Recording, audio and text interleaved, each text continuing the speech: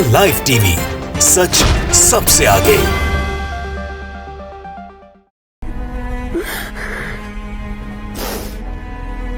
पता नहीं था आज फोन आएगा कि रोहित आईसीयू में है, पर आई नेवर थॉट कि ऐसा कुछ होगा।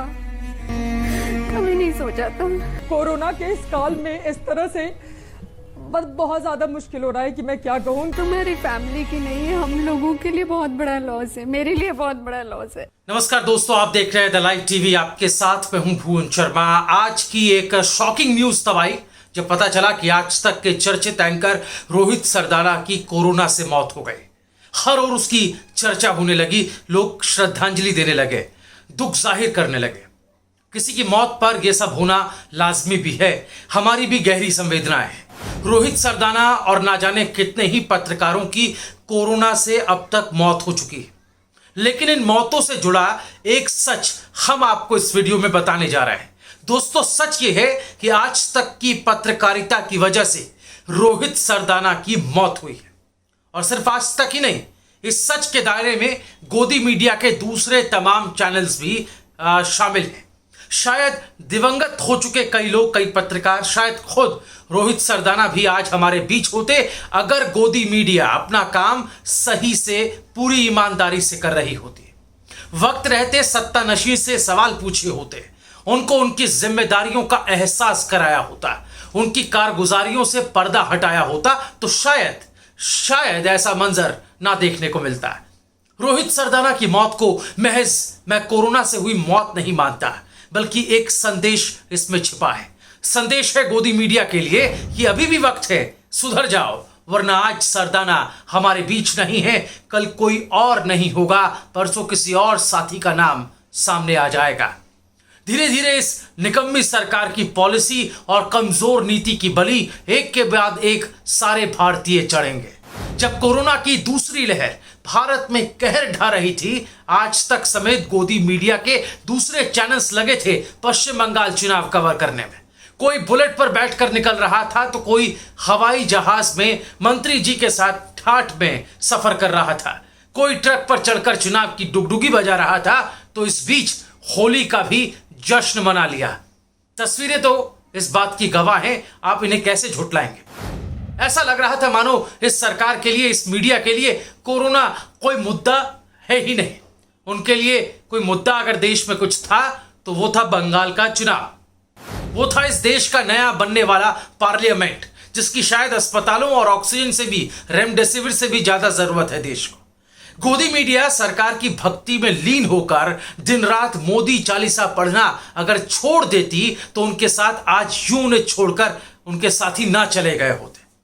किसी अपने की मौत पर स्वाभाविक है कि आप गमजदा होंगे, गमगीन होंगे, आप कोरोना आएगा, लेकिन आप सब तक आप अब तक क्या कर रहे थे जब आपको सवाल उठाने चाहिए थे? सिस्टम नहीं बल्कि सिस्टम चलाने वालों को बेनकाब करना था। आप तब क्या कर रहे थे? ये सवाल अब खुद से पूछने का वक्त है। नहीं तो राहत इंदौरी साहब का वो शेर आप याद कर लीजिए, लगेगी आग तो आएंगे घर कई जद में, यहां पे सिर्फ हमारा मकान थोड़े है। उधर हैरत की बात तो यह हुई कि दोपहर करीब 12 बजे ये खबर आई थी, रोहित सरदाना नहीं रहे।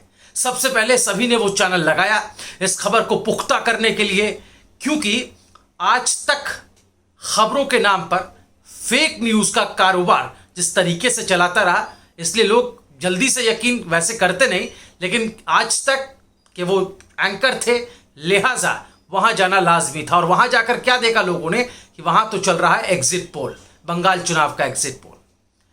अब आपको कुछ लोगों के ट्वीट बताते हैं। अमिताभ श्रीवास्तव नाम के एक यूजर लिखते हैं, रोहित सरदाना आज तक का एक बहुत जाना पहचाना चेहरा, लेकिन उनके स्तब्धकारी निधन की सूचना आज तक से ही नदारद है।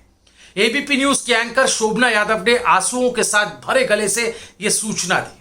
आज तक बॉलीवुड तक की खबर चला रहा है, लेकिन अपने ही परिवार के एक सदस्य के बिछुड़ जाने की सूचना टिकर पर भी नहीं दिख रहे।